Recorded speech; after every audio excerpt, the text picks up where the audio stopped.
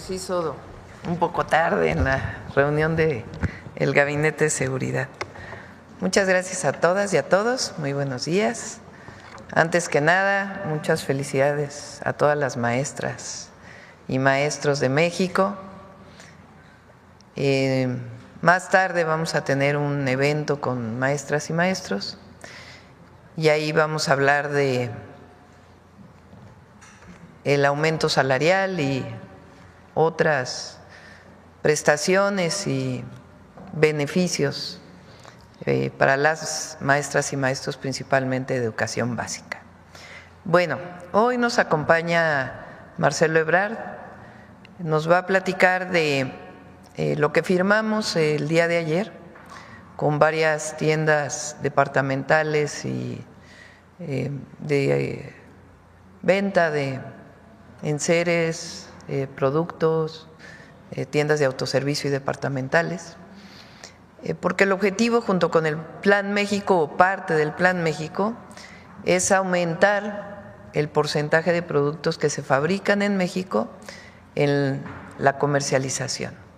Entonces, Marcelo nos va a platicar de en qué consiste este acuerdo que firmamos y al cierre de la conferencia, como siempre todos los jueves, Mujeres en la Historia.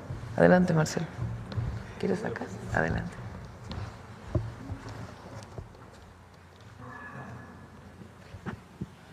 Muy buenos días, señora presidenta, amigas, amigos.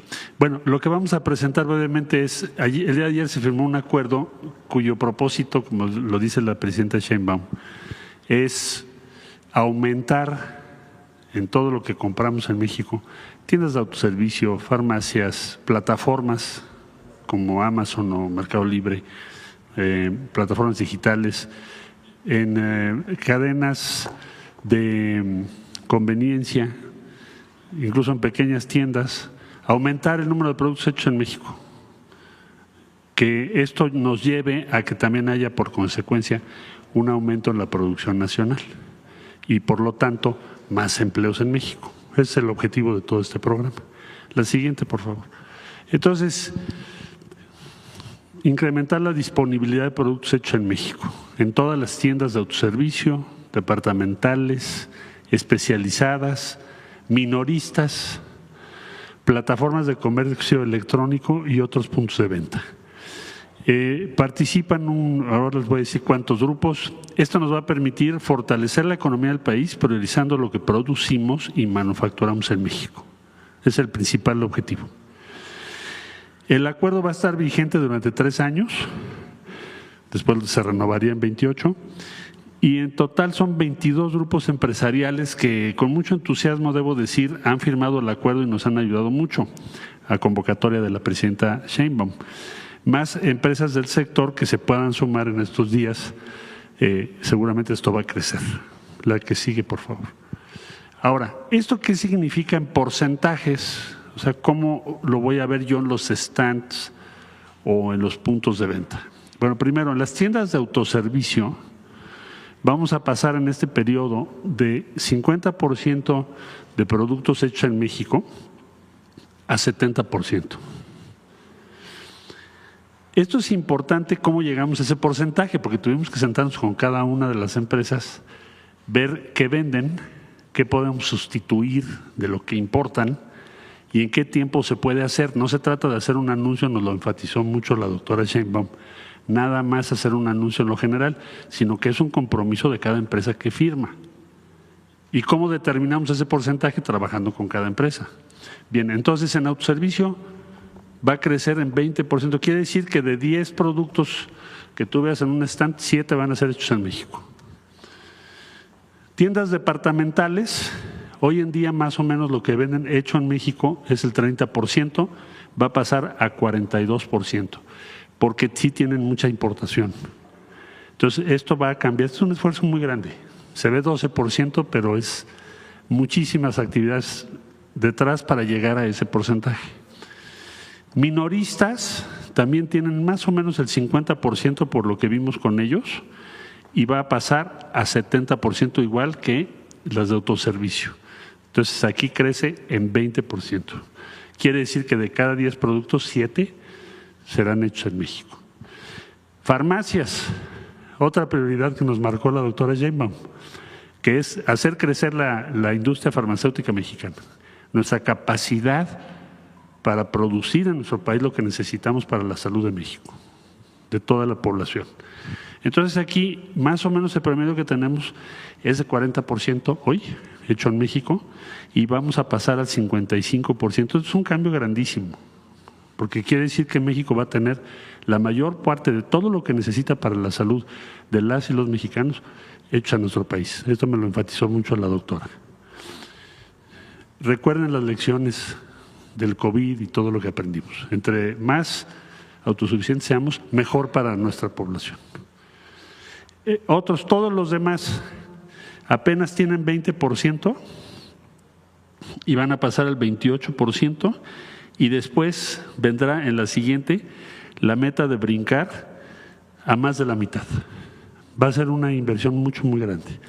Aquí estoy hablando, otros es todo lo que importamos, ¿verdad? Y luego tenemos las plataformas de comercio digital. Esto es muy importante por el peso que tienen esas plataformas en lo que hoy es la comercialización en nuestro país, que está creciendo además.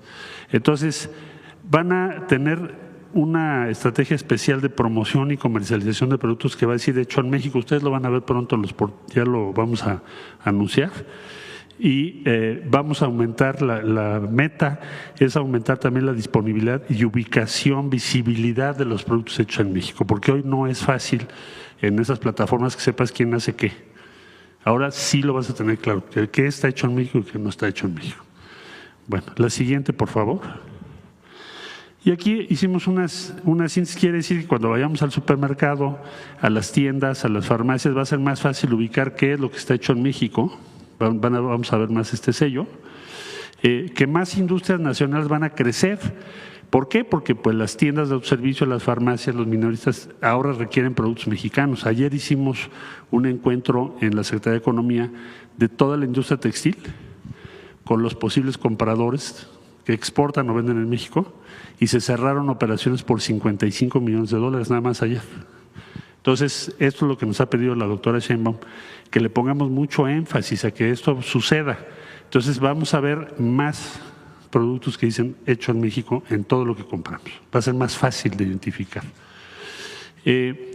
¿Esto lleva a qué? A más empleos. Cada vez que compras algo hecho en México, atrás hay una empresa pequeña o mediana o grande mexicana, pero sobre todo empleos. Y por lo tanto estás apoyando los empleos de México, los empleos nuestros. Piensen en eso cada vez que compran algo. Lo que dice hecho en México significa empleos, bienestar. Y también va a tener un impacto para más pequeñas y medianas empresas, porque como ahora las autoservicios departamentales, minoristas, farmacias, en fin, tienen que vender más productos hechos en México de común acuerdo, pues tienen que buscar proveedores. Entonces eso va a provocar que tengamos mucho más empresas medianas y pequeñas integradas a este programa, más empleos, pero también más justo.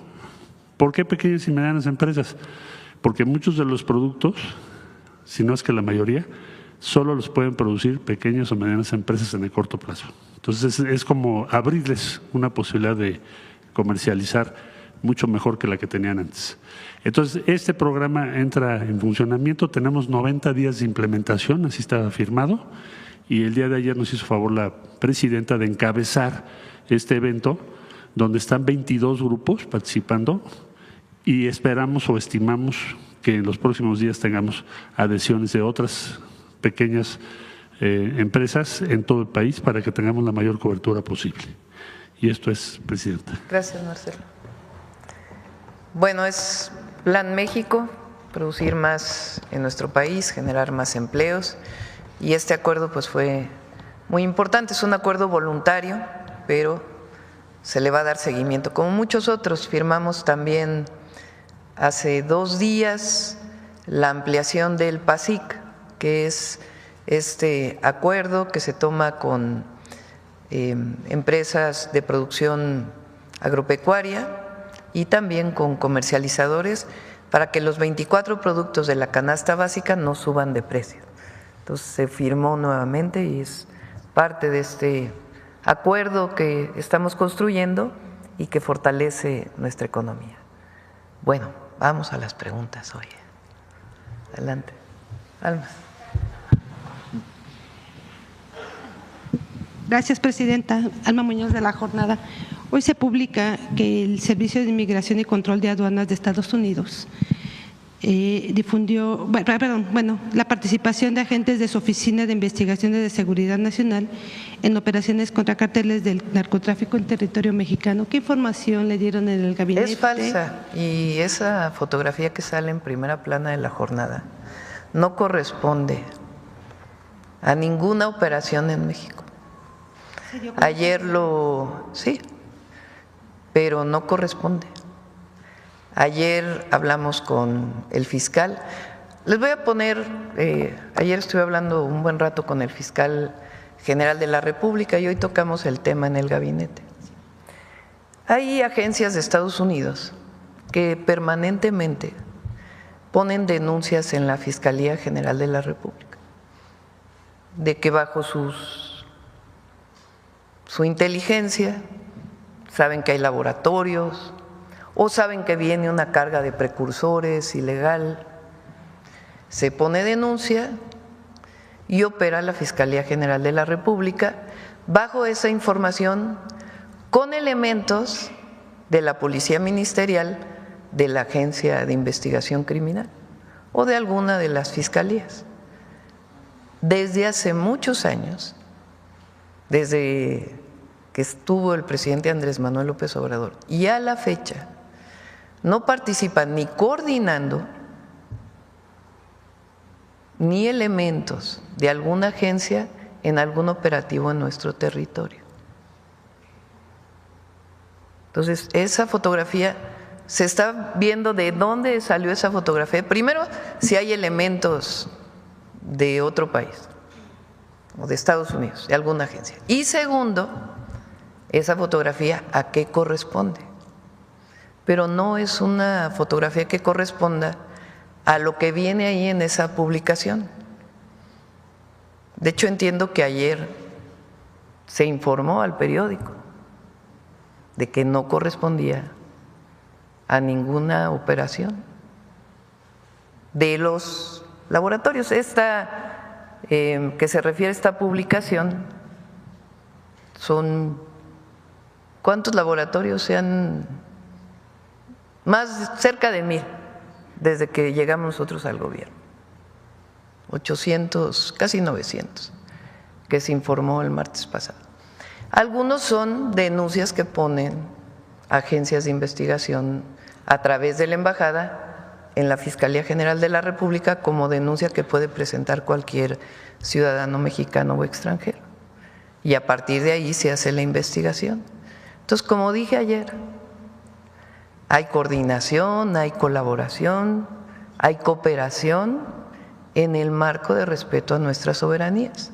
No hay subordinación ni participación de elementos de alguna agencia de Estados Unidos en algún operativo. Y eso es a lo que me refería ayer, que cambiaron las cosas.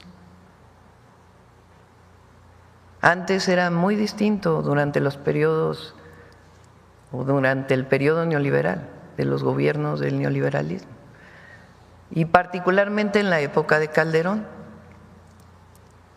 que se abrió la posibilidad de que se entrara a que operaran las propias agencias en los operativos. Eso desde que llegó el presidente López Obrador ya no ocurrió. Aquí está Marcelo, fue canciller con el presidente Andrés Manuel López Obrador. Sí, ¿por qué no comentas algo con relación a esto? Sí,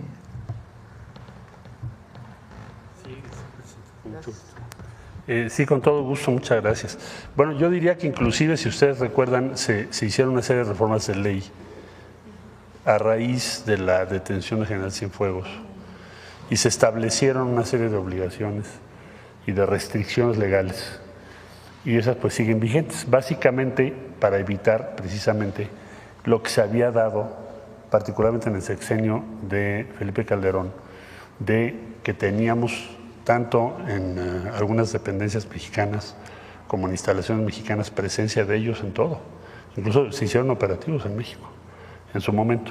Entonces, eso cambió radicalmente y eso provocó también muchas fricciones, debo decir, en ese tiempo con la Embajada de los Estados Unidos, con las agencias y demás que estaban en contra de esa legislación.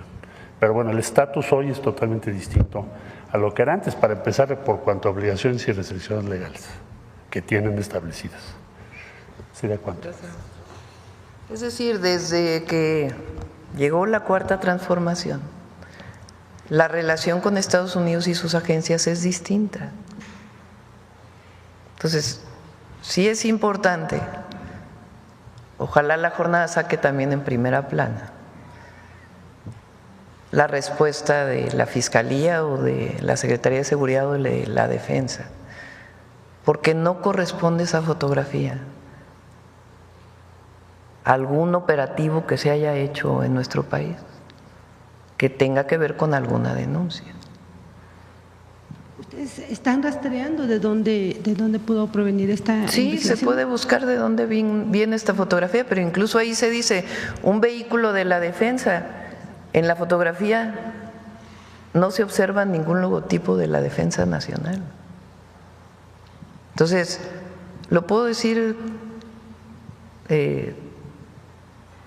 con la información de Fiscalía, de Defensa, de Secretaría, pero además porque así está la ley en nuestro país y porque así es la convicción de la presidenta,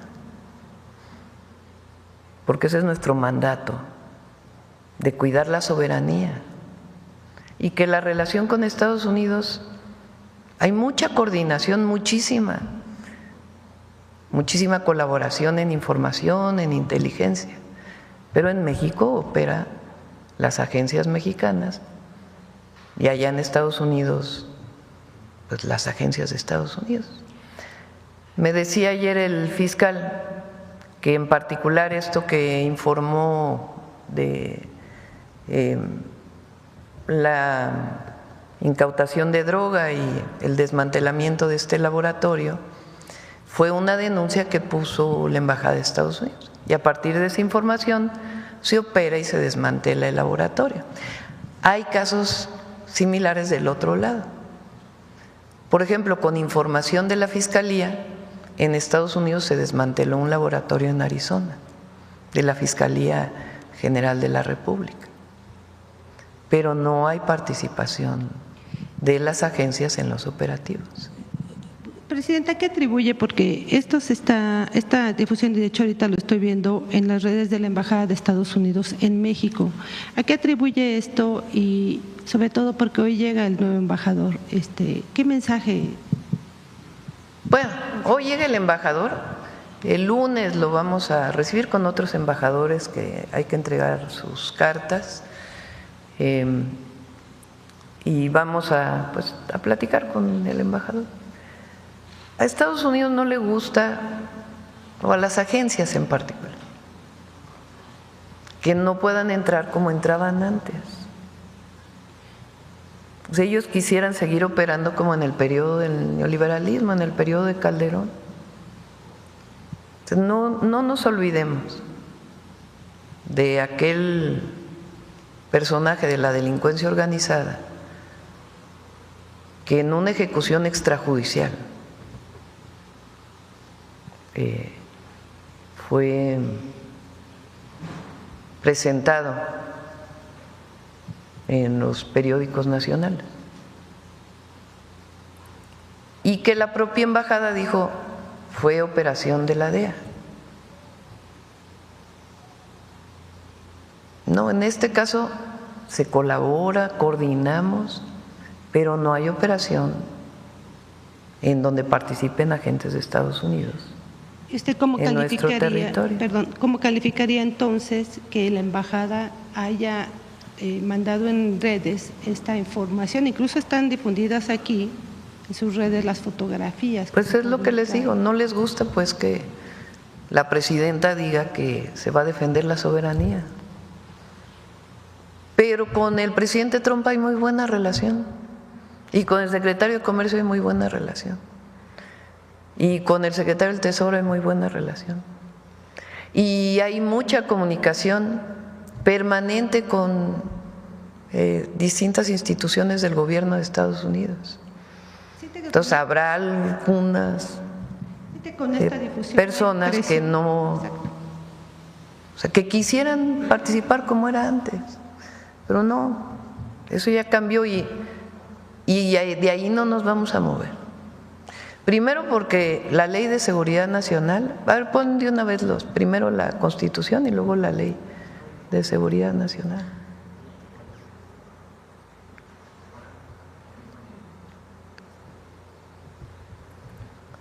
A cualquier nacional o extranjero involucrado en la fabricación, no, es primero es el 19, ¿no? Primero el 40.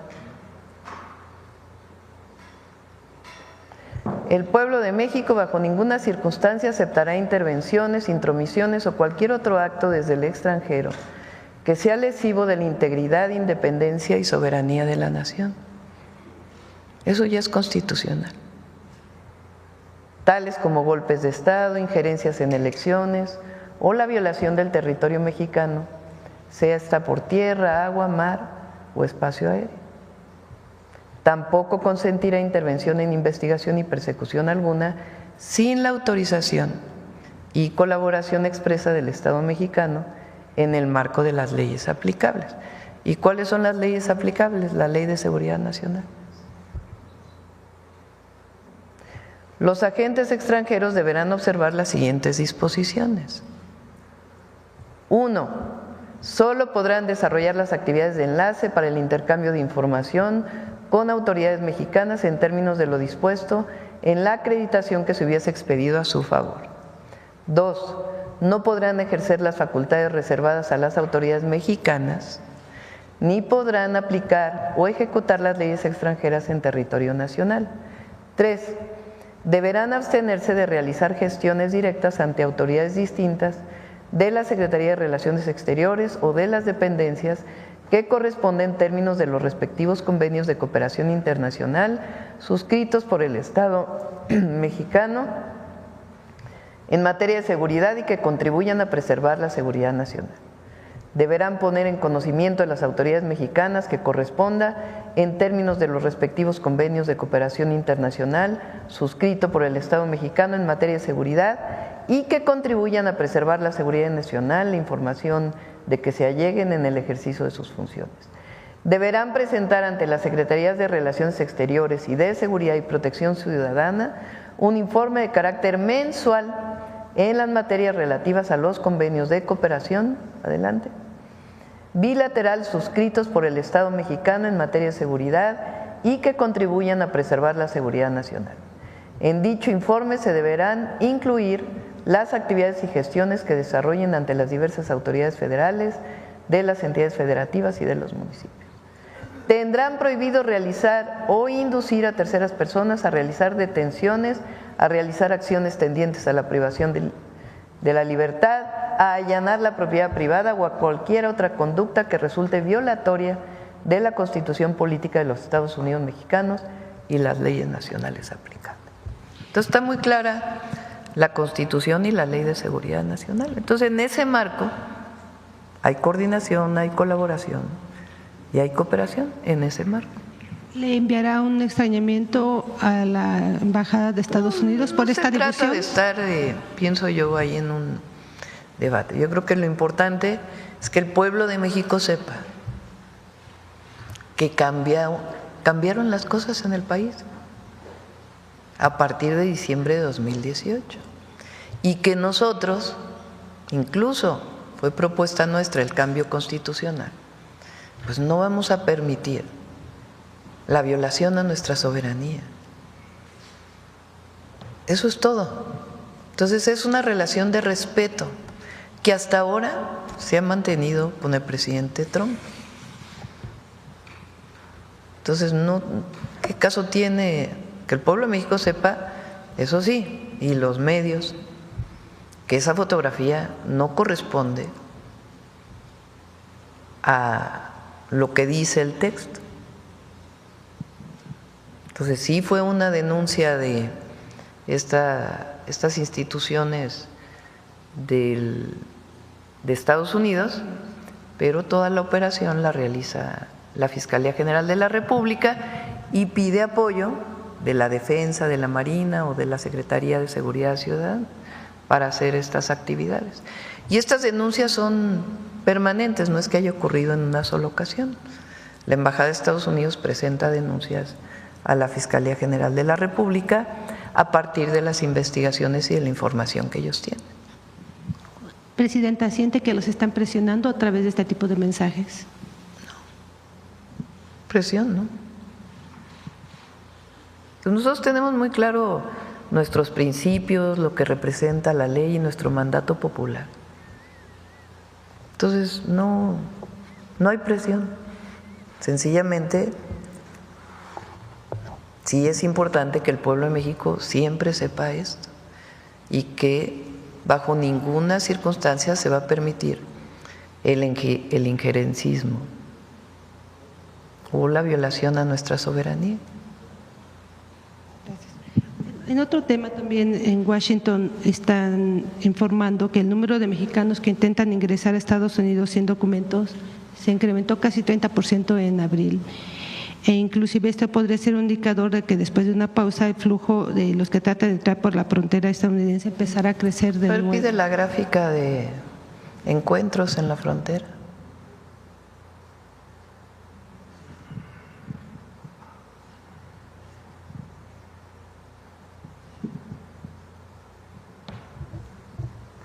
No, la que viene de tiempo, que esa es del 2 de enero.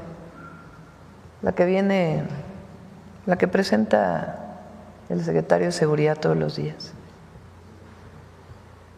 Que se las mande para el día de hoy y ahora la presentamos.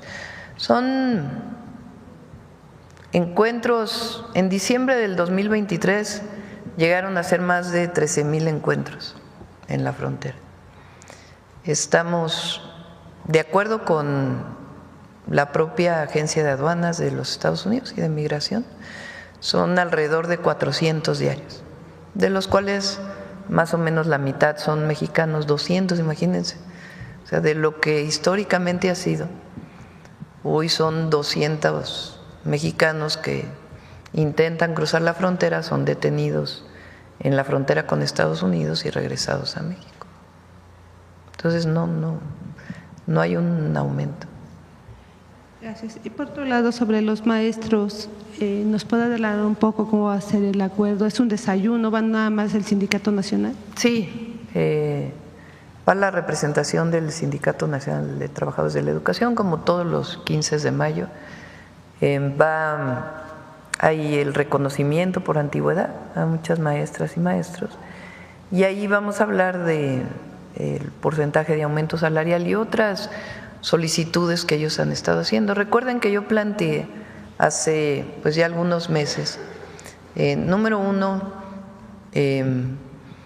por lo pronto el congelamiento de la edad de jubilación para aquellos que se encuentran en el 10º transitorio. Cuando se hizo la modificación a la ley del ISSSTE, se cambió de un régimen solidario a cuentas individuales y a retiro en vez de jubilación, que hay sus diferencias. Los maestros piden la derogación de esa ley. Entonces hemos planteado que es complejo por lo que significaría en términos presupuestales. Pero en aquella aprobación de la ley, a los que nos quedamos, porque en mi caso, pues, en su momento como maestra universitaria, investigadora de la UNAM y después como servidora pública, pues todos estamos afiliados al ISSSTE. Entonces, en mi caso nos quedamos en el 10º transitorio, como muchos otros maestros, que quiere decir que se quedan en el régimen anterior. En ese régimen anterior lo que pusieron es un aumento cada vez de la edad de jubilación.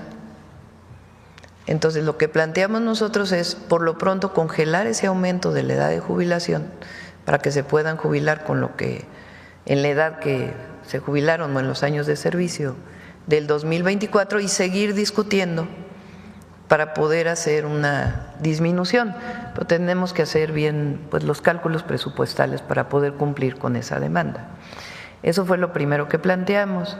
Lo segundo es el congelamiento, disminución, quitas de los créditos de FOBISTE, que es una demanda no solo de los maestros, pero principalmente de las y los maestros, porque los créditos de FOBISTE, al igual que del Infonavit, se hicieron de tal manera que aunque siguieras pagando, de todas maneras debías cada vez más.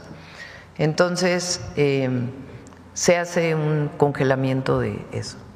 El tercer planteamiento es que en el caso de la reforma o lo que quedó de la UCICAM, que es la manera de promoverse de los maestros, que entremos a una discusión escuela por escuela, para que lo que decidan los maestros, eso sea el cambio que podamos generar. Ellos han pedido pues, que sea una discusión desde abajo y estamos totalmente de acuerdo, entonces que entremos a esa discusión desde abajo. Esencialmente fueron las propuestas que hicimos y seguir trabajando en la mejora de las condiciones laborales de las y los maestros de México. Entonces, hay algunas otras cosas que vamos a plantear el día de hoy que pueden irse avanzando, pero preferiría esperarme a la reunión con los maestros para poderlo decir. ¿Y el incremento salarial nos puede adelantar? Hasta que sea el desayuno con los maestros. Sí, les puedo adelantar algo que es importante. El último incremento salarial del presidente López Obrador estableció que las y los maestros ganaran como mínimo, es decir, un salario mínimo para las y los maestros que fuera equivalente al salario medio del IMSS. El salario medio del IMSS pues ha ido aumentando del año pasado a este. Entonces nosotros queremos mantener al menos el salario medio del IMSS, que ya tuvo un incremento muy importante del 2024 al 2025. Y solo de mi parte ayer avanzó también en Estados Unidos lo del impuesto a las remesas. ¿Ustedes ya tienen un impacto de lo que esto va a hacer? Avance en una comisión, falta que pase por otra comisión y después por el Pleno. No estamos de acuerdo, es incluso en Estados Unidos inconstitucional, porque se cobraría doble impuesto, porque las y los mexicanos que viven en Estados Unidos ya pagan impuesto. Entonces, la Secretaría de Relaciones Exteriores, el embajador de México en los Estados Unidos, está hablando con los legisladores, se están dando todos los argumentos. No solamente afecta a México, el primer país que recibe remesas es la India, desde Estados Unidos. Afecta también a muchos otros países y muchos otros países de América Latina. Entonces también estamos hablando con la representación de esos países en los Estados Unidos para poder pues presentar ante los congresistas pues que es una medida que es inaceptable. Y vamos a seguir en este esquema. El Senado de la República ya se manifestó. Nosotros les planteamos pues que envíen una comisión del Senado también para hablar con los congresistas de Estados Unidos y varias acciones que vamos a tomar que mañana vamos a platicar un poco más de ello. Gracias.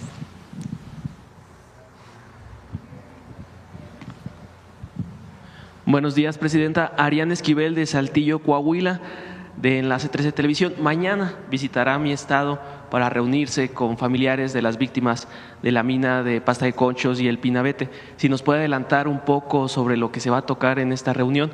La Fiscalía General del Estado de Coahuila en la región carbonífera ya había adelantado que se tiene ya una persona detenida por el caso que sucedió en 2022. Es una reunión en la que me comprometí. Se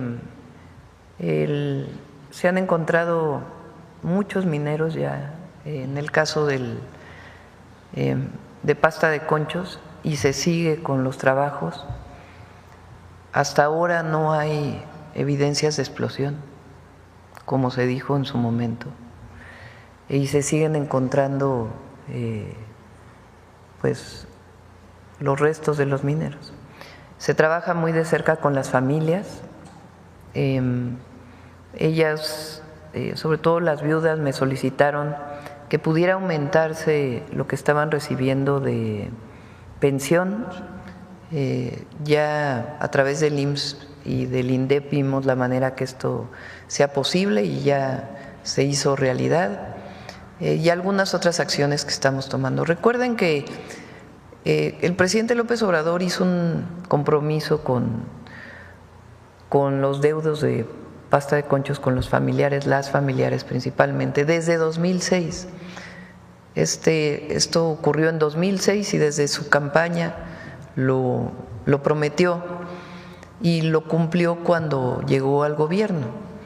Habló con los familiares y les planteó cualquiera de las dos opciones, que hubiera una reparación integral del daño o que se siguiera buscando. Y al final lo que se acordó es que fueran las dos, que hubiera una reparación integral del daño y además que se siguiera buscando. Entonces, Comisión Federal de Electricidad sigue con este trabajo. Acudimos a este lugar en septiembre de 2024, fuimos 2 veces con el presidente en la gira conjunta de transición y ahí me comprometí con las y los familiares a seguir buscando hasta encontrar al último minero. Y lo vamos a hacer. Pero además, pues tienen algunas otras solicitudes que hemos ido atendiendo. Entonces, pues ha sido una buena noticia para ellos el que pues después de 6 años de estar o 5 años de estar excavando con un recurso importante, pues se haya estado encontrando a los mineros. Y al mismo tiempo la Fiscalía de Coahuila pues lleva su investigación y algunas otras solicitudes. Entonces vamos con ellos, como nos comprometimos, pues a darle seguimiento. Después vamos al Hospital del Iste de Torreón, que ya también va muy avanzado, y de ahí vamos a Chihuahua, vamos a entregar tierras al pueblo Rarámuri en Guadalupe y Calvo, y luego vamos a Baja California Sur. Presidenta, en esta visita regional va a ir a Torreón también a la inauguración de este Hospital del Iste. Si nos puede adelantar un poquito más, es un gran proyecto que va a poder atender a más de 350,000 derechohabientes de toda la laguna, de la región. Pues ya que estemos ahí, mejor para no adelantar. Perfecto, Presidenta. En otro tema, ya se confirmó desde el lunes el presupuesto inicial para la construcción del tramo del tren de pasajeros Saltillo-Nuevo Laredo. Si tiene más detalles sobre para que nos pueda platicar y cómo va a beneficiar este proyecto a todos los estados del norte del país. El proyecto, recuerden que va a Ciudad de México, Nuevo Laredo, es el tren del Golfo de México. Y la defensa, los ingenieros militares están construyendo de México a Querétaro, y después de Querétaro a Irapuato va a ser una licitación pública para que participen empresas privadas en su construcción, y este mismo año también a través de licitación se va a asignar la parte de Saltillo a Nuevo Laredo, que también la construirían pues quien gane la licitación de las empresas. Y vamos a seguir construyendo a lo largo de 6 años para cumplir el México Nuevo Laredo. Y por otro lado, el que va a Irapuato pues es la continuación que va a Guadalajara, para de ahí pues irse a Nogales. Entonces es parte de los 2 proyectos de trenes de pasajeros hacia el norte. ¿Cuál sería su mensaje para todas las personas que nos ven en específico del estado de Coahuila? Es un tren muy importante porque hay mucho movimiento desde Coahuila hasta Nuevo Laredo, y de Coahuila a Monterrey. Va a ser un tren, además, pues un tren escénico, porque las montañas de esa zona es un paisaje hermosísimo, y entonces va a ser pues una vista hermosísima, y además de ahí pues la liga hasta Nuevo Laredo. ¿Ya se tiene alguna estimación de cuántos pasajeros podría atender este tren? El próximo miércoles viene SICT y Defensa a presentar cómo vamos con los trenes, y ahí pues puede darse mucho mayor información. Perfecto, Presidenta. En otro tema, Coahuila también es uno de los estados que más recursos recibirá de los 594 millones anunciados hace días para la Comisión Nacional de Búsquedas. esto para fortalecer la localización de personas desaparecidas. La asignación de estos fondos se da en un momento clave, cuando la Secretaría de Gobernación, en conjunto con colectivos de búsqueda, están trabajando en la creación de nuevas leyes. Esto es bastante importante y trascendental para el estado de Coahuila. En pláticas que he tenido con madres buscadoras de mi estado, explican que alguna de las prioridades en este tema es la capacitación de ministerios públicos federales y locales, pues han denunciado que los agentes siguen iniciando las investigaciones bajo el delito de secuestro y no de desaparición, lo que afecta pues el proceso. ¿Cuál sería su llamado a esos colectivos, a las madres y a las instancias? Recuerden que presentamos dos iniciativas, a la Ley General de Población y a la Ley de Búsqueda. Rosa Isela, la secretaria de Gobernación, junto con el subsecretario de Derechos Humanos, Arturo Medina, han estado realizando una serie de diálogos que ya cerró, digamos, el primer periodo de diálogos. Ahí se presentaron muchísimas adiciones a las leyes que presentamos, que se están revisando todas para poder incorporar pues la mayor parte, y ya lo presentaríamos en junio para poder tener este periodo para poderlo revisar y al mismo tiempo pues seguir trabajando con los colectivos y seguir en este proceso de búsqueda. Entonces en junio ya presentaríamos las adiciones a las leyes y además pues los números que hemos estado, pues más que números, el número de carpetas de investigación, de registros, de personas desaparecidas, cuántas se han localizado, cuántos registros no están completos, todo en general lo que tiene que ver con registro de desaparición, también lo presentamos ya en junio. Por último, Presidenta, respecto al acuerdo que presentó el secretario de Economía, si nos pueden adelantar cuáles son los grupos que están dentro y cómo se haría o si se haría una campaña para lograr que los mexicanos compren los productos mexicanos sobre cualquier otro producto. Sí, sí viene una campaña de lo hecho en México. ¿Y no quieres platicar con quién se firmó ayer? Con mucho gusto, Presidenta. Bueno, te puedo dar la lista, leerla toda, pero mejor yo creo que se la damos a Pau y que ahorita les damos la copia. Pero son los 22 principales grupos, tanto de tiendas departamentales, autoservicios, farmacias y minoristas también. Se trata, y así nos lo pidió la Presidenta, que hiciéramos un esfuerzo para que esté pues la mayor parte, más del 90% de la red de comercio de nuestro país. Entonces yo creo que ya están incluidos o estamos cerca de ese porcentaje. Ahora, respecto a la campaña que se va a hacer, ya se preparó una campaña, tiene dos vertientes, la nuestra, el Gobierno de la República, y la vertiente que van a tener las empresas. Las empresas ya hicieron un proyecto de campaña, se acordó que se va a lanzar a partir del 9 de junio para que fuese después del proceso electoral respecto al Poder Judicial y a otros estados que tienen también creo que elecciones. Total, el 9 de junio se va a iniciar, se va a presentar esa campaña y entonces ya iniciamos por un lado nosotros y por otro lado las empresas, van a participar muchas empresas. ¿Quién lidera esto? Pues el Consejo Coordinador Empresarial y muchas empresas de todo el país van a participar. Entonces sí habrá esa campaña. Y son en total 22 grupos con 28 empresas, porque hay grupos que tienen varias empresas. Por ahora son los que firmaron el día de ayer, que representan la mayoría del comercio de México. Gracias. Gracias, Presidenta. A ver, ¿quién estaba desde ayer, verdad? Gracias, Presidenta. Yusbel Carolina, de Código Libre. Presidenta, el secretario Juan Ramón de la Fuente, quien sostuvo un encuentro con el ministro de Relaciones Exteriores de China para hablar sobre la importancia de seguir trabajando en conjunto, ¿qué trae de su venir en materia de educación, tecnología, ciencia o turismo? ¿Qué nos puede adelantar sobre aumentar el comercio con China? Hubo una reunión en China que estaba programada desde hace tiempo entre CELAC es esta organización de países de América Latina y el Caribe, y China, que es parte pues de las reuniones que tiene CELAC.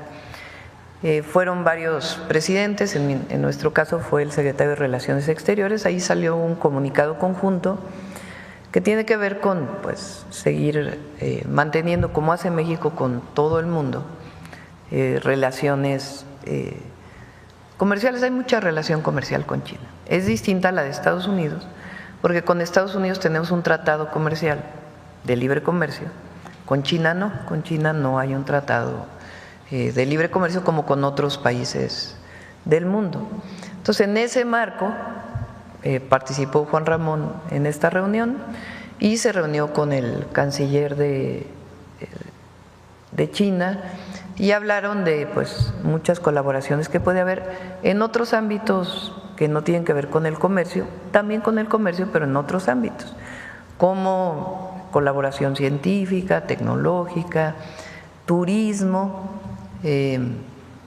Llega pocos ciudadanos de China en turismo a México comparado con lo que es lo que ha crecido el turismo de esta nacionalidad en otros países del mundo. Entre otras cosas tiene que ver con la visa que otorga México, que tarda mucho tiempo. Entonces se están viendo este tipo de acuerdos para que se aceleren, por ejemplo, en el consulado de allá, la posibilidad de las visas para turismo, en fin, varios temas que se están revisando con ellos. Gracias por eso, Presidenta. En otro tema, volviendo, ayer usted ya comentaba sobre el caso de Ovidio Guzmán y sus familiares, pero le hago una pregunta. ¿Usted cree que sus familiares se entregaron porque corrían riesgo de ser asesinados por la Malliza? ¿No existe temor de que en su audiencia declaren en contra de políticos mexicanos? No es lo que crea yo. Es la información que tiene que dar el gobierno de Estados Unidos y particularmente el Departamento de Justicia a la Fiscalía General de la República. Ayer dije dos cosas. Una, que este personaje de la delincuencia organizada o esta persona de la delincuencia organizada fue detenido en México y extraditado a Estados Unidos. Eso significa pues que tiene que haber una coordinación permanente en todos los casos, pero en particular en este caso, por los acuerdos internacionales de extradición. Y segundo, también mencioné que, ¿cómo se explica? Primero, si hay acuerdo, tienen que informar. Y segundo, si hay acuerdo, ¿cómo es que determinan que esta organización es una organización de acuerdo con ellos terrorista y se establecen acuerdos? Eso fue lo que dije ayer. Entonces, primero tienen que informar y segundo, si hay acuerdo, pues que expliquen en este marco. ¿Alguna llamada o algo que usted ya le pida otra vez al gobierno de Estados Unidos? No, ¿sí? La Fiscalía pues tiene que solicitar toda la información porque es a través del Departamento de Justicia y de la Fiscalía General de la República. Eso no quiere decir, porque aquí hay órdenes de aprehensión contra esta persona, o sea, no quiere decir más que sencillamente tiene que cumplirse la colaboración en el caso de extradiciones, de información. Y también ellos tomaron la decisión de catalogarlos como organizaciones terroristas. Entonces, pues tienen que dar una explicación. Presidenta, ¿qué nos puede decir el excomisionado Francisco Garduño? Ya él se retiró, pero quedó pendiente una disculpa pública. Sabemos que para esto se tienen que llevar varios casos de los familiares de las víctimas y eso. Ya ha pasado tiempo, creo que ya pasaron la fecha de cuándo lo tenía que hacer. ¿Qué información hay de esto y de la disculpa pública? Lo revisamos con gusto. Reviso las fechas, cómo quedó a través de la Secretaría de Gobernación. Y por último, con lo que ha pasado en Veracruz, estos últimos asesinatos, ¿cree que esto está afectando el proceso electoral? ¿Cómo se está llevando todo en materia de seguridad, sobre todo en Veracruz? No, no está afectando el proceso y evidentemente lamentamos estas muertes y viene la gobernadora de Veracruz para ver cómo se apoya para reforzar la seguridad en Veracruz de aquí al día de las elecciones. Gracias.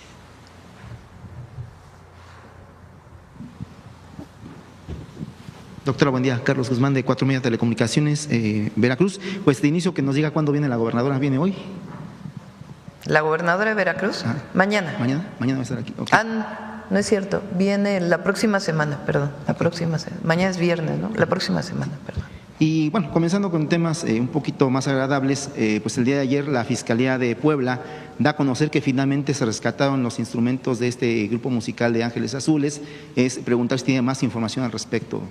Sí, el comandante de la Guardia Nacional, el general Cortés, estableció contacto con personal de Los Ángeles Azules.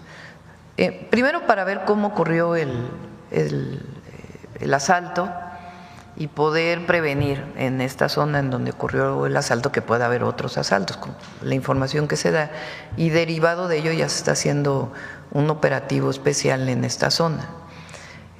Y segundo, pues tener más información para poder coadyuvar en la investigación, junto con la Fiscalía de Puebla, ¿no? Y poco tiempo después se informó que habían dejado los instrumentos quienes habían cometido este ilícito, y sigue la investigación para ver, para que haya las detenciones pertinentes, ¿no? Pero en efecto aparecieron prácticamente todos los instrumentos musicales. ¿Quién se comunicó? ¿El gobernador Alejandro Armenta, con el que tiene buena relación, o con el fiscal? No, directamente la Guardia Nacional con las víctimas, con Los Ángeles Azules. Segunda pregunta. Aparte de la colaboración que se tiene entre gobierno, con el gobierno de Puebla y con la propia Fiscalía. Pero en particular, pues lo importante era si hay más información, y además pues a ver cómo ocurrió para que en esta zona, en la carretera, pues no vuelvan a ocurrir más casos como este. Consultarle en segunda instancia, doctora, el día de ayer se dio otro desmentido, una supuesta narcolista que había de narcogobernadores, funcionarios. Hay que dar crédito a quien finalmente hizo el trabajo, la chamba. Fue Armando Guzmán, un corresponsal que ya tiene mucho tiempo allá en Washington, el cual le pregunta al Departamento de Estado justamente ese tema. No recuerdo exactamente la respuesta, pero como que de inicio le dijeron, ¿what? O sea, ¿de qué se trata? ¿De qué me hablas? Ya después, con Pepe Cárdenas en su programa, sale lo que es esta información, este desmentido. Es consultarle de inicio qué opina de que finalmente se ocupen cosas que ni siquiera se preguntan a la fuente de original información. Y la segunda es en el tema político, ¿cómo lo ve, doctor? Pues hay muchos rumores, son rumores. Únicamente son rumores. Sí. No hay, México no ha sido notificado de nada en particular que tenga que ver con esto de que supuestamente había unas listas. Ayer también veía de una persona ahí que ni voy a decir su nombre, que aseveraba que no sé cuánta cosa, de no muy buena reputación, por cierto. Entonces, tiene que haber responsabilidad en la información, particularmente de los medios de comunicación y de quienes se dedican al periodismo, porque hay muchos de ustedes que están aquí que tienen sus propios canales de redes sociales, su propia forma de información, pero siempre se tiene que ser responsable en la información que se da, tiene que haber una fuente.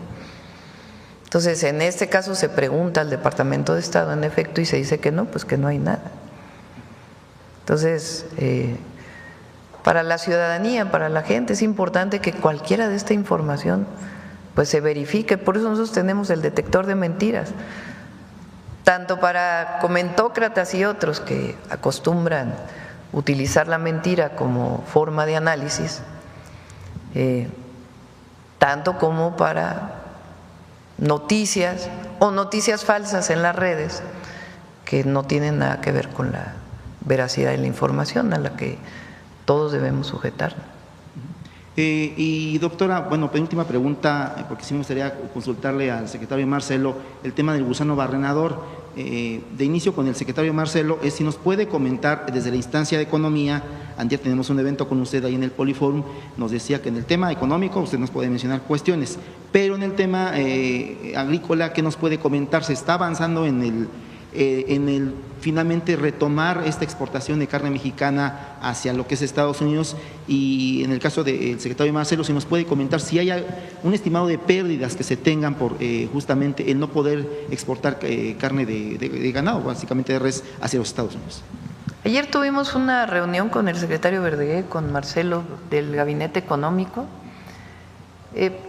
Digamos que si el objetivo es que se reanude muy pronto.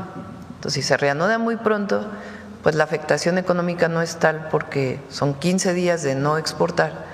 Digo, claro que en estos 15 días hay su afectación, pero ese mismo ganado va a ser exportado posteriormente. Y se están tomando muchas medidas en coordinación también con la Secretaría de Agricultura de los Estados Unidos, pues para evitar que el gusano barrenador llegue al norte del país. Pero si quieres comentar algo más, Marcelo. Por favor. Bueno, el secretario ya rindió todo un informe, no te lo repetiría yo, pero sí diría lo siguiente: estamos trabajando muy de cerca en ese tema, en el tomate, en fin, varios temas que tienen que ver. Creo que ha hecho un gran trabajo. Tuvo una llamada muy larga, muy difícil, ya sabrás cómo son estas cosas. Y el escenario que tenemos es que muy pronto se restablezca esta exportación. Por lo tanto, pues estamos concentrados en ello. Yo estaré viajando, pues probablemente la semana que entra, estamos esperando esta confirmación para ver al secretario de Comercio, me toca la reunión correspondiente y seguramente también vamos a comentar sobre este tema y lo importante que es que se regularice lo más pronto posible, como lo ha dicho la presidenta. Ese es nuestro escenario, lo que estamos buscando, y en ese caso no tendríamos un impacto sensible. Sí crea dificultades, no las niego, por supuesto, pero como es el mismo ganado que exportarías después, pues no hay una afectación muy seria si logramos que sean esos 15 días. Entonces les estaremos informando de la próxima reunión siguiente semana y estamos muy de la mano con el secretario para tratar de resolverlo. Y dirá que aprovechando que está ahí en el uso del micrófono, nos comentaba también de que se está buscando la forma de adelantar la negociación del TEMEC por toda esta situación que está pasando con los aranceles no aranceles. Yo diría, mira, el tratado está acordado y establecido en la ley. Estados Unidos tiene que iniciar consultas en octubre de este año. Y nosotros también, que es lo que se hace una evaluación de los efectos positivos o no que ha tenido el tratado. Y eso concluye en el 26. Entonces, de hecho, en la ley de Estados Unidos y en nuestras previsiones, tenemos el segundo semestre de este año que iniciar todo el proceso de consulta. Me preguntaban, bueno, ¿usted piensa que en el corto plazo, no sé, la próxima semana, el próximo mes, vamos a empezar a trabajar una negociación? Les decía yo pienso que en el segundo semestre, en virtud de que ya está previsto en la ley, de que ya está previsto que tenemos que hacer las consultas, pues va a ser el momento en el que se va a iniciar ese proceso. No es tanto que se adelante, sino fijar que a partir de esas fechas estimamos que vamos a tener ya un diálogo muy importante en torno al tratado. Y también pues va a participar Canadá, que ahora tiene su nuevo gobierno, vamos a estar en comunicación con ellos. Entonces espero que en el segundo semestre efectivamente empecemos ese diálogo, por un lado con las consultas que cada quien tenemos que hacer y por el otro lado pues poniéndonos de acuerdo en cuáles son los temas que queremos abordar con más fuerza. Ese es el proceso. Gracias, secretario.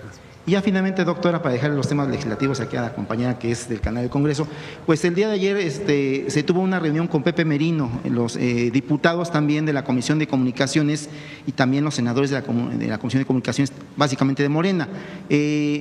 Por ahí se nos comentó, dirán por ahí Radio Pasillo, de que se habló sobre el tema de eliminación, obviamente del artículo polémico, pero también de otros dos artículos. ¿Qué nos puede comentar si le comentó algo Pepe Merino después de la reunión que se tuvo el día de ayer ahí en el Senado? Gracias. Lo único que se modifica de lo que estaba previamente, que es parte pues de los trabajos que se puede modificar, es que sea una comisión colegiada que sea la que determine el tema de las concesiones y no solo una dirección general de la Agencia Digital o de la Agencia de Transformación Digital. Es lo único que se ha platicado que ayudaría, pero fuera de eso, o que cambiaría, pues es lo del artículo 109, para que no haya lugar a confusiones, no hay censura. Y lo importante pues es la recuperación del derecho de audiencias, el que CFE Internet pueda dar servicios de última milla, el que se haga una división entre lo que sería competencia y lo que tendría que ver con la regulación de los medios de comunicación, de los satélites, de Internet, etcétera, etcétera. Entonces, lo que planteamos ayer de la ley es la esencia de la ley y no tengo conocimiento de que haya algún otro cambio. De todas maneras, el Senado de la República abrió estos foros, pero la esencia de la ley no se va a cambiar. A ver acá. Ya te dio Carlos aquí.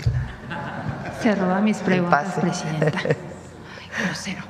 Presidenta, buenos días. Elizabeth Robles, de Canal del Congreso. Yo quisiera ahondar un poco más acerca de esta propuesta que hace el Congreso para crear un grupo plural de legisladores para que acudan a la Cámara de Representantes.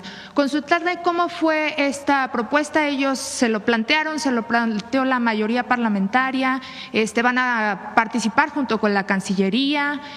¿Cómo se va a dar este diálogo, Presidenta? Hablamos con el Congreso para particularmente con Adán Augusto, para hacer de su conocimiento el tema de las remesas y que se estaba discutiendo y que sería muy bueno pues que también se involucrara el Senado, particularmente el Senado, todos los mexicanos y mexicanas, porque esto es una injusticia. Aparte de ser inconstitucional, ¿cómo es posible que se le quiera cobrar a las mexicanas y mexicanos que envían sus remesas, en particular en lo que tiene que ver con México, un impuesto cuando ellos ya pagan impuestos? Pero además es el impuesto a los que menos tienen. Pues es que cobren impuestos a los de arriba, no a los de abajo. Entonces, le hicimos de conocimiento al Senado que se estaba discutiendo y fue iniciativa de ellos que pudieran hacer un comunicado y le preguntaron a todos los partidos políticos si estaban de acuerdo. Y qué bueno que en este caso pues todos los partidos políticos estuvieron de acuerdo y dijeran, a ver, pues en este caso no hay diferencias y vamos a defender a nuestros paisanos allá y a todas las familias mexicanas que reciben apoyo de sus familiares que viven en Estados Unidos. Y a partir de ahí salió la iniciativa pues que hubiera un grupo que se fuera a hablar con los congresistas de Estados Unidos. Así fue cómo sucedieron las cosas y me parece bien. Además de lo que está haciendo Relaciones Exteriores, nuestro embajador y todo lo que hagamos para evitar que se cobre un impuesto a las remesas. Sería muy injusto y además no correspondería a las leyes de Estados Unidos. Presidenta, ¿ve usted en esta iniciativa algún intento de Estados Unidos por presionar para que se anticipe, se adelante la revisión del TEMEC? Ellos tienen un problema que no es de ahora, les ocurre muchas veces, que es que no tienen suficientes recursos para poder cubrir el año del gobierno federal y están buscando otros ingresos. Entonces, por eso no solamente es lo de las remesas, hay otros temas que están planteados en estas modificaciones que particularmente plantearon los congresistas republicanos.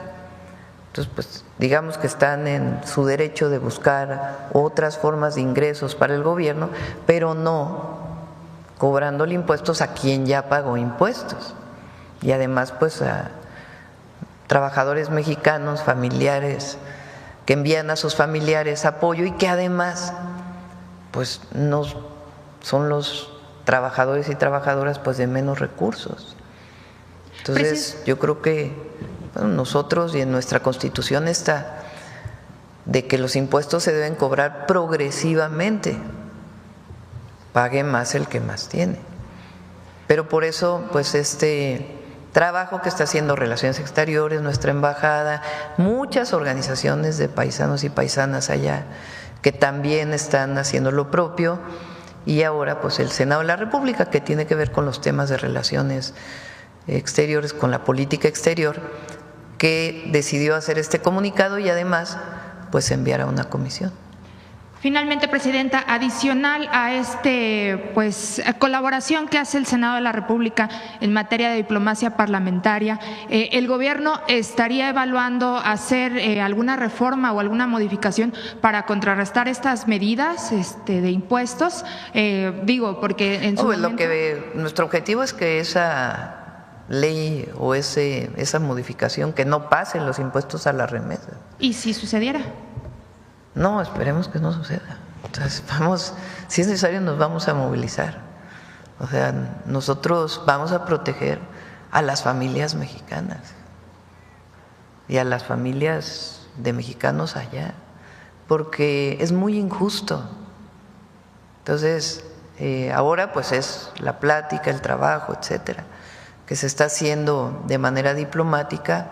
Y muchas organizaciones allá, y repito, no solo es México, tampoco están de acuerdo muchos otros países del mundo, que también reciben sus familiares remesas por parte de familiares. Entonces, nuestro objetivo es que eso no pase y dar todos los argumentos. Y el argumento principal es que no se puede cobrar un impuesto doble. A quien ya pagó impuesto, pues no se le debe volver a cobrar ese impuesto. Entonces, no, vamos a hacer todo lo necesario y hablar con el Departamento del Tesoro, también el secretario de Hacienda ya está buscando esta llamada. Y como es una iniciativa de los congresistas, pues hablar con los congresistas y hacerles ver que es una medida muy injusta. Gracias, Presidenta. Buenos días, Presidenta. Manuel Galetzzi Ramírez, de Sin Línea y El Político en las Redes. Hoy, aprovechando la fecha, 15 de mayo, con el plantón de la CENTE, quisiera preguntarle si también se están considerando los diálogos respecto a las dudas que habían algunos docentes de la nueva escuela mexicana. Al principio de su sexenio se lo pregunté porque algunos docentes siguen como confundidos, incluso un poco inconformes con respecto a que se toma demasiado trabajo colegiado y que se desaprovechan las aulas. De igual manera, preguntarle si su gobierno y la SEP está considerando algunos mecanismos para recibir y recabar las voces de otros sectores que incluso son disidentes de ambas fracciones docentes. Por ejemplo, el martes y miércoles estuvo el Comité Ejecutivo Nacional Democrático aquí afuera en Palacio Nacional y parte de lo que argumentaban era que su voz no era escuchada. Esa sería mi primera pregunta. Va a haber diálogo siempre con la CENTE. Bueno, yo me he reunido con ellos, había una reunión previa a la que ellos ya no quisieron asistir, creo que era el 8 de mayo, pero va a haber diálogo permanente y nos vamos a hacer lo que esté en nuestras manos para apoyar a las maestras y a los maestros de México y a la educación pública. Siempre lo hemos defendido. Hay demandas que se solicitan pues que el presupuesto no da para poderlas cumplir, pero en la medida de lo que podamos y hasta donde podamos, vamos a ayudar a las y los maestros de México. Y también en la revisión de el UCICAM, que es la manera de promoción y movilidad del magisterio, yo me comprometí en mis 100 puntos que iba a desaparecer el UCICAM. ¿Qué lo sustituye o cómo se...? Eso es nuestro planteamiento, es vámonos a que opinen los maestros y las maestras de base de todo el país, no foros controlados, no. Vamos abajo, a que nos digan cómo se debe modificar eso. Y lo que decidan los maestros, eso va a ser. Porque nosotros sí creemos, queremos y admiramos a las y los maestros de México, que son de lo mejor que tiene nuestro país. Durante todo el periodo neoliberal se dedicaron a calumniarlos. Supuestamente la educación pública era pésima, supuestamente, porque ese fue el cuento que hicieron. ¿Y quién era el culpable de esa mala educación? Bueno, hicieron una película financiada por Claudio X González, Ellos promovieron la represión a los maestros, Claudio X González y compañía, y ellos fueron los que construyeron este discurso de que las y los maestros de México eran lo peor que había en México y que había que estarlos examinando permanentemente y revisando y no, nosotros no estamos de acuerdo con ello. Claro que las maestras y los maestros deben actualizarse, pero eso se hace con ellos, no con comisiones externas evaluadas por quién sabe quiénes. Yo no estoy de acuerdo con eso. Yo fui profesora universitaria, muchos años, investigadora de la UNAM. ¿Quién me evaluaba? Fíjense, en la UNAM, ¿quién evalúa la promoción del personal académico de la UNAM? Una comisión elegida por los propios académicos, colegiada. Las comisiones dictaminadoras tienen una persona en la UNAM, del director, puesta por el director, otra por colegio académico y otros electos por los propios profesores. Y esas comisiones dictaminadoras determinan, de acuerdo a tu currículum, si puedes pasar de titular A a titular B, a titular C. Y aquí se construyó un esquema en donde son comisiones externas que evalúan a los maestros. Entonces, todo eso los maestros tienen muchas quejas sobre ello y tienen razón. Ahora, no me parece que sea la presidenta quien deba plantear este es el esquema que ahora deben de seguir. No, tiene que venir de las y los maestros. Por eso el planteamiento de que sea a través de foros en las escuelas, todas las escuelas de México. Y en el tema laboral, pues vamos a cumplir hasta donde podamos. Hay algunas cosas que vamos a anunciar al ratito, que a mí me dijeron durante todo el periodo de campaña que tienen que ver con la UCICAM.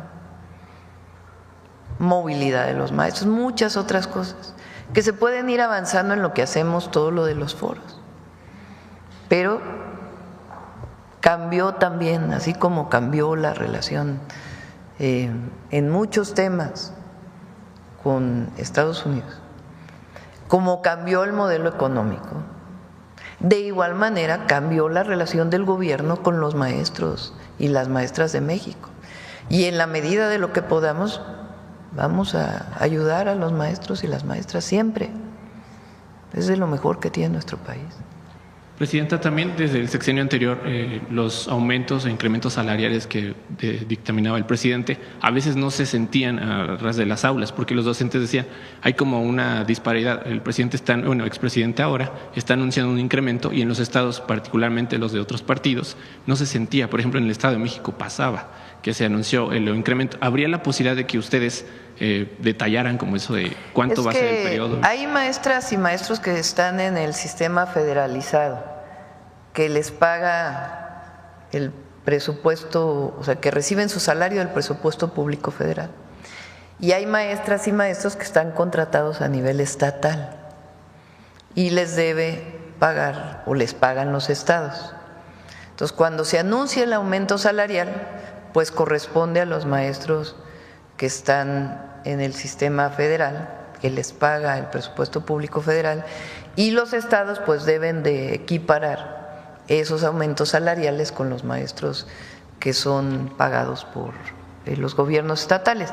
Y siempre el gobierno federal ayuda a la nómina educativa de los estados. Hay una partida que se llama la U080 que los estados reciben por parte del Gobierno de México, del presupuesto federal. Entonces, puede ser que el caso que te refieres, pues son maestras y maestros que corresponden a aquellos que les paga el Estado. Entonces, nosotros estamos buscando, fíjense, el salario del maestro durante el periodo 2019-2024 pasó de creo que 9,000 pesos a 17,000 pesos. O sea, hubo un aumento significativo. Y lo que planteó en su momento el presidente López Obrador es que el salario mínimo del maestro y la maestra no fuera menor al salario medio del IMSS, el salario medio del IMSS ha ido aumentando. Entonces nuestro objetivo es seguir cumpliendo con eso y que sea el aumento incluso por encima de la inflación. Presidenta, en otro tema, en la reunión que sostendrá el lunes con el embajador de Estados Unidos, le pedirá que facilite información respecto a la captura del Mayo Zambada y en concreto de cómo recibieron a estos 16 familiares de Ovidio Guzmán. ¿Habría una Pues solicitud es una de primera reunión, no será una reunión muy larga, una reunión breve, y pues de plática de la coordinación, colaboración, relación que nosotros consideramos que debe haber entre socios comerciales, vecinos, países amigos. Entonces, vamos a iniciar y habrá otras oportunidades para que el propio canciller Juan Ramón de la Fuente pues pueda seguirse reuniendo con el embajador. Pero esta información seguiría pendiente, ¿no, Presidenta? Ya ve que al inicio… Sí, esa es una información que tiene que solicitarla y ya la ha solicitado varias veces la Fiscalía General de la República. Dado que representa un impacto en la seguridad mexicana, como usted lo mencionaba alguna vez en un encuentro con el expresidente Joe Biden, que le pidió por favor que aclarara esta información, por eso le preguntaba. Sí, y va a seguir siendo nuestra solicitud. ¿Cómo fue que ocurrió esta detención? Es muy importante porque obviamente esta persona tiene órdenes de aprehensión en México y no es un asunto de si es culpable de los delitos que se le acusa. Nosotros también hacemos nuestro trabajo para construir la paz y detener a los generadores de violencia. Es un asunto de cómo se da la relación entre dos países, dos naciones, dos vecinos, y cómo debe compartirse información siempre. Porque hay muchos casos, repito, como dije ayer, está el caso Rápido y Furioso, que nunca terminó por haber detenciones. Cuando salió lo de Wikileaks fue que hubo más información sobre ese caso. Está el caso del general Cienfuegos, en donde no había ninguna prueba para una detención. O sea, hay muchos casos. Entonces, lo que nosotros establecemos como una relación de respeto, pues es que haya información permanente y la colaboración que tiene que haber en la Fiscalía General de la República y el Departamento de Justicia de los Estados Unidos. Y otras cosas, como el comercio, que ahí hay muy buena relación y se ha establecido una muy buena relación, o como agricultura, que puede haber momentos en donde no se está de acuerdo, pero hay mucha comunicación, como fue el caso del agua, en donde se estableció una mesa de trabajo y se llegaron a una serie de acuerdos, o como han sido las llamadas que he tenido con el presidente Trump, en donde llegamos a acuerdos.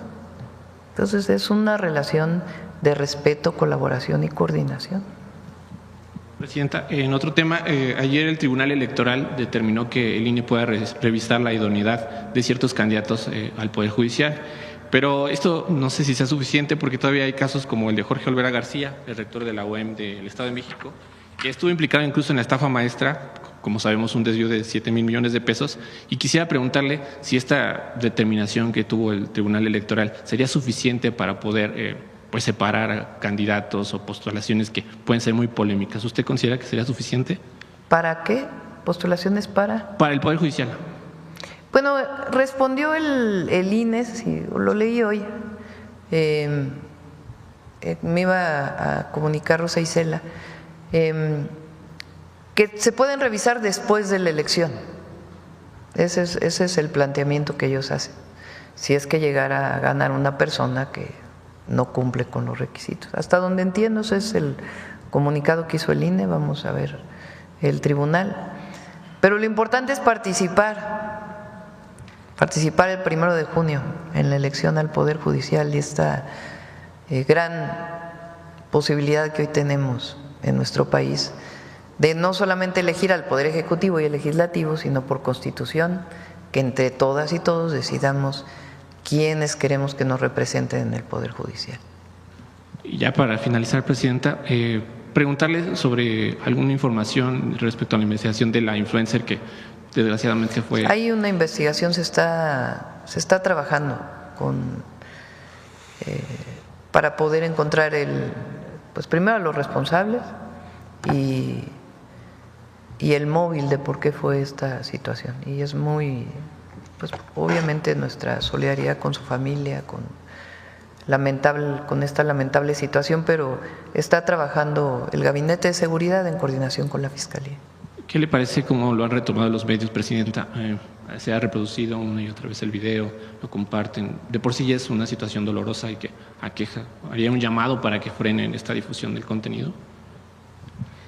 Pues yo creo que el llamado siempre es al respeto a las víctimas, ¿no? Siempre. Y lo que corresponda a la autoridad para hacer la investigación y hacer las detenciones correspondientes. Bueno, ya cerramos. Vamos con Mujeres en la Historia.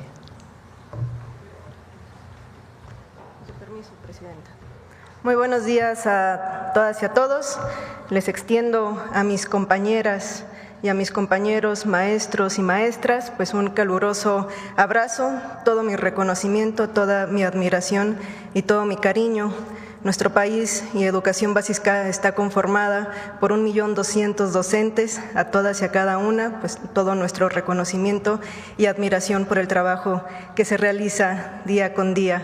Hoy, 15 de mayo, pues hemos, desde la sección de Mujeres en la Historia, pues hablado de distintas maestras como Rita Cetina, Eulalia Guzmán, Elisa Acuña. Sin duda las maestras han sido principales y un pilar fundamental en las revoluciones de nuestro país, como lo veremos también con la cápsula del día de hoy, pero previamente nada más como brevario cultural.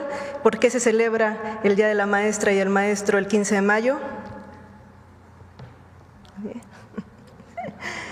Bien, es desde Venustiano Carranza, el presidente Venustiano Carranza, 1917, es decir, también ya estamos próximos a cumplir 100 años de este reconocimiento a las maestras y maestros de nuestro país. ¿Por qué 15 de mayo? Se toma esta fecha por la toma de Querétaro, que implica la caída del Segundo Imperio. No tiene algo que ver con un tema educativo, pero sí fundamental en la historia de nuestro país, en la defensa de nuestra soberanía. Conozcamos sobre las maestras de las misiones culturales. Una de las demandas más importantes de la Revolución Mexicana había sido la educación pública, gratuita y laica para el pueblo. Este principio fue inscrito en el artículo 3 de la Constitución de 1917. En 1921, el presidente Álvaro Obregón creó la Secretaría de Educación Pública con José Vasconcelos al mando, quien lanzó una cruzada nacional contra el analfabetismo y para consolidar la unidad y la identidad nacional a través de la educación. Vasconcelos promovió, con el apoyo en puestos estratégicos de maestras que habían participado en la Revolución Mexicana, la creación de bibliotecas públicas, la edición de materiales de lectura y la expansión de la educación en las comunidades rurales. En este contexto, en 1923 se inició la primera misión cultural, en Zacaultipán, Hidalgo. Con las misiones culturales se buscaba que los habitantes de las comunidades incorporaran nuevos saberes prácticos para el hogar, la agricultura, la higiene y la economía comunitaria. Conforme pasaron los años, las misiones integraron otros aprendizajes y motivaron a las comunidades a compartir sus conocimientos con los profesores misioneros. El éxito de las misiones culturales llevó a que en 1926 se creara la Dirección de Misiones Culturales, bajo el mando de Elena Torres Cuéllar, quien procuró el mejoramiento cultural y profesional de los maestros en servicio, así como el bienestar de las comunidades. Elena Torres Cuéllar fue una propagandista revolucionaria, feminista, socialista, escritora y educadora mexicana que en 1916 impulsó la educación Montessori en Guanajuato y en 1917 la educación laica, normalista y mixta en Yucatán, donde también creó una escuela Montessori para hijos de obreros en la colonia Ixtná, Mérida. En los años 20, Elena Torres fue parte de un grupo de maestras que encabezaron la política educativa del país. Ella, al mando de la Dirección de Misiones Culturales. Esperanza Velázquez Bringas, a cargo del Departamento de Bibliotecas, Eulalia Guzmán en la dirección de la Campaña Nacional de Alfabetización y Julia Nava de Ruiz Sánchez como directora de la Escuela de Enseñanza Doméstica. En 1927 se instauraron cursos de perfeccionamiento para los misioneros, entre los cuales se incluían lecciones novedosas sobre juegos, deportes, gimnasia, fisiología, corte y costura, cuidados pediátricos, técnicas agrícolas, economía rural, jabonería, conservación de frutas, música, teatro, entre muchas otras más. A pesar de que las misiones culturales se desarrollaron a lo largo y ancho del país con bastante aceptación, hubo oposición de sectores ligados a la Iglesia Católica. Durante la Guerra Cristera entre 1926 y 1929, se intensificó la violencia contra las maestras y los maestros rurales, a quienes consideraban portadores del laicismo y de las reformas estatales. En 1932, las misiones culturales abandonaron su carácter itinerante al incorporarse a las escuelas rurales. La participación de las maestras en este proyecto educativo y cultural fue una muestra de lo indispensables que han sido para la historia de nuestro país. Ellas han contribuido al despertar de las conciencias, al mejoramiento de la vida y a la lucha por la justicia social. Cientos de maestras, como Elena Torres Cuellar, entendieron la educación como un compromiso ético, político y comunitario.